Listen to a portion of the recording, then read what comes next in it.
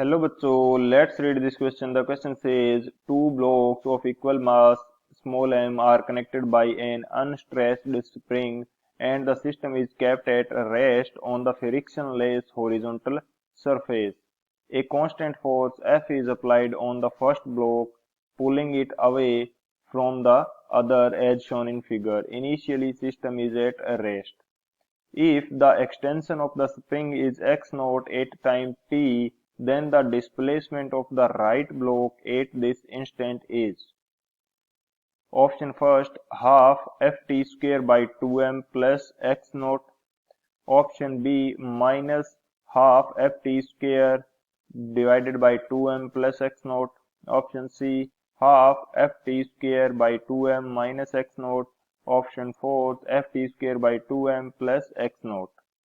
तो इस क्वेश्चन के अंदर हमसे क्या बोला है कि दो मासेज हैं या दो ब्लॉक्स है जिनके मास क्या है इक्वल है m, इनको एक स्प्रिंग से जोड़ा गया है एंड फर्स्ट ब्लॉक जो है या राइट ब्लॉक जो है इसके ऊपर फोर्स अप्लाई किया जाता है। तो किसी एक्सटेंट या किसी इंस्टेंट t पर जो स्प्रिंग का एक्सटेंशन है वो x नोट है, तो राइट ब्लॉक का डिस्प्लेसमेंट कितना होगा ये हमें फाइंड आउट करना है। तो बात करते हैं की कंसेप्ट की। तो की कंसेप्ट की यदि बात की जाए तो की कंसेप्ट ये हमारे पास क्या हो जाएगा। फर्स्ट तो हमें पता होना चाहिए कि स्प्रिंग यदि किसी ऑब्जेक्ट के बीच में लगा हुआ है तो स्प्रिंग फोर्स की वैल्यू क्या होती है। जब इसको किसी भी ब्लॉक को किसी फोर्स से खींचा जाएगा तो स्प्रिंग भी एक फोर्स जनरेट करेगा। इस स्प्रिंग फोर्स की वैल्यू क्या होती है ये देख लेते हैं। स्प्रिंग फोर्स इसको मैं बोल देता हूं एफ एस से, इसकी वैल्यू हमारे पास क्या होती है माइनस के एक्स। के क्या है, के स्प्रिंग कांस्टेंट है, x is the extension of the spring and minus क्या कर रहा है, माइनस ये शो कर रहा है कि जिस डायरेक्शन के अंदर हम एक्सटर्नल फोर्स लगा रहे हैं उसके अपोजिट डायरेक्शन के अंदर हमारे पास स्प्रिंग फोर्स अप्लाई होगा। ये इस माइनस के द्वारा शो किया जा रहा है। तो एक तो फर्स्ट की कंसेप्ट ये हो जाता है। सेकंड की कंसेप्ट हम क्या यूज करेंगे कि कोई भी यदि दो ब्लॉक का सिस्टम है उसको किसी एक्सटर्नल फोर्स से खींचा जा रहा है तो उस सिस्टम का सेंटर ऑफ मास कुछ ना कुछ डिस्प्लेसमेंट शो करेगा। तो वो डिस्प्लेसमेंट कितना होगा इसको हम देख सकते हैं सेकंड लॉ ऑफ मोशन से, यानी कि जो इक्वेशन है मोशन की स्ट्रेट लाइन मोशन की जो इक्वेशन है सेकंड इक्वेशन उससे हम देख सकते हैं। ये हमारे पास क्या होगा एस, सेंटर ऑफ मास को शो करने के लिए मैं cm से शो कर देता हूं, ये इक्वल हो जाएगा ucm यानी कि सेंटर ऑफ मास का इनिशियल वेग plus half acm t square. scm क्या है displacement of centre of mass, ucm centre of mass का initial velocity plus half acm into t square. acm क्या है सेंटर ऑफ मास का acceleration and t वो time है जिस instant पे हमें फाइंड आउट करना है। तो ये दो हमारे पास की कंसेप्ट हो जाते हैं, इन दोनों की कंसेप्ट की हेल्प से इस क्वेश्चन को सॉल्व करेंगे। बात करते हैं सॉल्यूशन की। तो हमें क्वेश्चन के अंदर दो ब्लॉक्स दे रखे हैं जो कि स्प्रिंग से अटैच हैं। तो यदि मैं यहाँ पे वो ब्लॉक्स बनाना चाहूँ तो ये मेरे पास कुछ इस प्रकार से ब्लॉक्स हैं, इनको स्प्रिंग से अटैच कर रखा है एंड यहाँ पे दूसरा ब्लॉक है, इसको फोर्स एफ से खींचा जा रहा है। तो हमें बोला है कि जो स्प्रिंग में एक्सटेंशन आएगा यहाँ कहीं इसका क्या होगा सेंटर ऑफ मास होगा, यहाँ कहीं इस पूरे सिस्टम का सेंटर ऑफ मास होगा एंड इसके अंदर यहाँ पे स्ट्रेचिंग जब होगी तो कुछ स्ट्रेचिंग इस पोर्शन के अंदर होगी एंड कुछ स्ट्रेचिंग इस पोर्शन के अंदर होगी, यानी कि सेंटर ऑफ मास के दोनों साइड स्ट्रेचिंग होगी। इनको मैं बोल देता हूँ, ये स्ट्रेचिंग मेरी क्या है इसको मैं बोल देता हूँ x1 एंड ये स्ट्रेचिंग जो है इसको मैं बोल देता हूँ x2। जब फोर्स अप्लाई करेंगे तो स्प्रिंग स्ट्रेच होगी, सेंटर ऑफ मास कुछ डिस्प्लेस होगा, लेकिन उससे पहले जब ये स्प्रिंग स्ट्रेच होगा तो सेंटर ऑफ मास के दोनों साइड क्या होगा स्प्रिंग के अंदर स्ट्रेचिंग होगी। तो दोनों स्ट्रेचिंग को मैंने बोल दिया x1 प्लस x2। अब हमें क्वेश्चन के अंदर क्या दिया गया है कि स्ट्रेचिंग क्या है x नोट के इक्वल, तो x1 प्लस x2 ये टोटल स्ट्रेचिंग को डिनोट करेगा। इसकी वैल्यू हमारे पास क्या है x नोट के इक्वल। सो दोनों का मास इक्वल है, दोनों जो ब्लॉक्स हैं इनका मास इक्वल है एंड स्प्रिंग मास लेस है, तो इन दोनों का सेंटर ऑफ मास क्या आएगा, सेंटर ऑफ मास आएगा बीच में, दोनों के बीच में आएगा। तो दोनों के बीच में यदि सेंटर ऑफ मास आएगा तो x1 की वैल्यू x2 के इक्वल रहेगी। ये क्लियर है। यहाँ से x1 की वैल्यू क्या रहेगी, x2 के इक्वल, एंड ये दोनों वैल्यू क्या रहेगी, x0/2 के इक्वल रहेगी।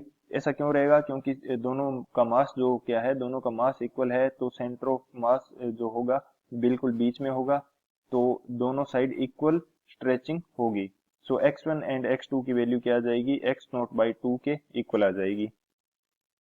अब हम यहाँ से एक चीज और डिस्कस कर लेते हैं कि ये पूरा आइसोलेटेड सिस्टम मैं मान लेता हूँ, तो इस पूरे सिस्टम का जो सेंटर ऑफ मास है इसका एक्सेलरेशन कितना होगा। तो सेंटर ऑफ मास का यदि एक्सेलरेशन मुझे फाइंड आउट करना है तो ये मेरे पास होगा a centre of mass which is equal to F net. F net मेरे पास क्या है, f डिवाइडेड बाई 2m आ जाएगा। क्यों, क्योंकि जो टोटल मास है वो m प्लस m2m के इक्वल हो जाएगा, एंड स्प्रिंग मेरे पास क्या है, मासलेस है।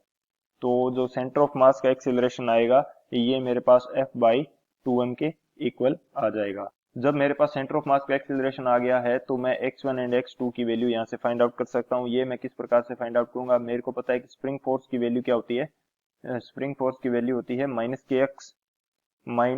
-kx। तो ये जो स्प्रिंग फोर्स की वैल्यू है ये किसके इक्वल होगी, ये इक्वल होगी, यदि मैं x1 फाइंड आउट करना चाहता हूं तो जो kx1 की वैल्यू है ये इक्वल हो जाएगी m इंटू ACM के। m हमारे पास क्या है, m is the mass of the block. इसको कुछ अलग प्रकार से देखते हैं, जैसे कि जब इस फर्स्ट ब्लॉक को, राइट ब्लॉक को जब F फोर्स से खींचा जाएगा तो स्प्रिंग पीछे की तरफ एक फोर्स लगाएगी Fs, ये स्प्रिंग फोर्स होगा। ये किसके इक्वल होगा, -kx2 के इक्वल होगा, यदि मैं सेंटर ऑफ मास के अलोंग ये डिफाइन कर रहा हूं तो kx2 की जो वैल्यू है ये किसके इक्वल आ जाएगी, kx2 की वैल्यू हमारे पास आ जाएगी, चलो उससे पहले kx1 की वैल्यू डिफाइन करते हैं। kx1 की वैल्यू किस प्रकार से डिफाइन करेंगे हम लोग, सेंटर ऑफ मास जो है इस पूरे सिस्टम का सेंटर ऑफ मास किस डायरेक्शन के अंदर मूव करेगा, जिस डायरेक्शन के अंदर फोर्स लग रहा है इस डायरेक्शन के अंदर मूव करना चाहेगा, लेकिन इसको रोक कौन रहा है सेंटर ऑफ मास को मूव करने से, ये रोक रहा है लेफ्ट साइड के अंदर, या लेफ्ट ब्लॉक की यदि बात करें तो उसके अलोंग कौन रोक रहा है, kx1। यानी कि जो kx1 है ये रोक रहा है किसको, सेंटर ऑफ मास मूव हो रहा है लेफ्ट ब्लॉक के कारण उसको, क्योंकि लेफ्ट ब्लॉक के ऊपर फोर्स अप्लाई हो रहा है जिसके कारण सेंटर ऑफ मास मूव हो रहा है, एंड ये फोर्स की वैल्यू हमारे पास कितनी है, MACM के इक्वल हो जाएगी, क्योंकि फोर्स क्या होता है, F is equal to MA। तो ये kx1 की वैल्यू किसके इक्वल आ जाएगी, MA सेंटर ऑफ मास के इक्वल आ जाएगी। तो यहां से मैं क्या करता हूं, A सेंटर ऑफ मास की वैल्यू मेरे पास है, ये वैल्यू कितनी है, F is equal to 2m के इक्वल, तो m से m यहाँ पे कैंसिल हो जाएगा, तो x1 की वैल्यू यहाँ पे कितनी आ जाएगी, x1 की वैल्यू आ जाएगी f/2k, f/2k आ जाएगी x1 की वैल्यू। इसी तरह से ये सेम वैल्यू मेरे पास x2 के लिए भी आएगी। क्यों, क्योंकि दोनों साइड मास सेम है, सेम फोर्स से खींचा जा रहा है, सेंटर ऑफ मास भी सेम एक्सीलरेशन से मूव कर रहा है, तो x2 की वैल्यू भी मेरे पास कितनी आ जाएगी, सेम आएगी। चलो मैं इसको फिर से डिफाइन कर लेता हूँ। यहाँ पे जो kx2 होगा ये किसके इक्वल होगा, राइट ब्लॉक की यदि बात कर रहे हैं तो kx2 इक्वल होगा, एक तो इसको F फोर्स से खींचा जा रहा है, इसके ऊपर नेट फोर्स कितना है, जो राइट ब्लॉक है इसके ऊपर नेट फोर्स कितना होगा, F से खींचा जा रहा है, एंड जो हमारे पास पीछे की साइड में कौन सा है, इसके पास सेंटर ऑफ मास के कारण फोर्स होगा MACM, ये है। तो यहां से मैं क्या कर देता हूं, नेट फोर्स kx2 किसके इक्वल हो जाएगा, नेट फोर्स की वैल्यू क्या है, F माइनस MACM के इक्वल है। सो यहां से मैं क्या कर देता हूं कि kx2 एंड MACM की वैल्यू किसकी इक्वल आ रही थी, ये हमारी इक्वल आ रही है, MACM की वैल्यू किसकी इक्वल आ रही है, इस फॉर्मूले से यदि देखा जाए तो ये वैल्यू हमारे पास f/2 के इक्वल आएगी। सो f माइनस f/2 ये इक्वल है kx2 के, तो यहाँ से x2 की वैल्यू भी मेरे पास कितनी आएगी, f/2k के इक्वल आ जाएगी। x2 की वैल्यू भी मेरे पास कितनी आ गई, f/2k। अब हमारे पास x1 एंड x2 की वैल्यू आ गई है, तो अब हम फाइंड आउट कर लेते हैं कि सेंटर ऑफ मास का डिस्प्लेसमेंट कितना होगा। सेंटर ऑफ मास के डिस्प्लेसमेंट के लिए हमारे पास फॉर्मूला है S centre of mass is equal to U centre of mass plus half a centre of mass into t square. तो u centre of mass initially पूरा सिस्टम रेस्ट पे है, तो ये वैल्यू मेरे पास आएगी 0 प्लस हाफ एंड एसीएम की वैल्यू अभी मैंने फाइंड आउट करी थी, तो ये वैल्यू मेरे पास है F/2m इंटू टी स्क्वेयर। यानी कि सेंटर ऑफ मास का डिस्प्लेसमेंट मेरे पास कितना आ रहा है, ये मेरे पास आ रहा है half into F/2m into t square के इक्वल। ये मेरे पास सेंटर ऑफ मास का डिस्प्लेसमेंट आ रहा है। अब ब्लॉक्स को यदि मैं बात करता हूं फिर से, तो ये मेरे पास लेफ्ट ब्लॉक है, इससे स्प्रिंग अटैच है एंड ये पूरा सिस्टम सेकंड ब्लॉक से अटैच है जिसका बास भी मेरे पास m है एंड इसके ऊपर F फोर्स अप्लाई किया जा रहा है। हमें राइट ब्लॉक का डिस्प्लेसमेंट निकालना है। यहाँ पे क्या है, मेरे पास सेंटर ऑफ मास है, यहाँ पे मेरे पास सेंटर ऑफ मास है, ये वैल्यू मेरे पास क्या है, ये वैल्यू मेरे पास है x2 एंड ये वैल्यू है मेरे पास x1, ये वैल्यू है मेरे पास x1। इन दोनों की वैल्यू x0/2 के इक्वल है, x0/2 के इक्वल है। तो यहाँ से यदि मैं राइट ब्लॉक का डिस्प्लेसमेंट निकालता हूँ, राइट ब्लॉक कौन सी डायरेक्शन के अंदर मूव कर रहा है, इस डायरेक्शन के अंदर, जबकि सेंटर ऑफ मास यदि कांस्टेंट रहना चाहता है, सेंटर ऑफ मास भी तो मूव कर रहा है कुछ ना कुछ।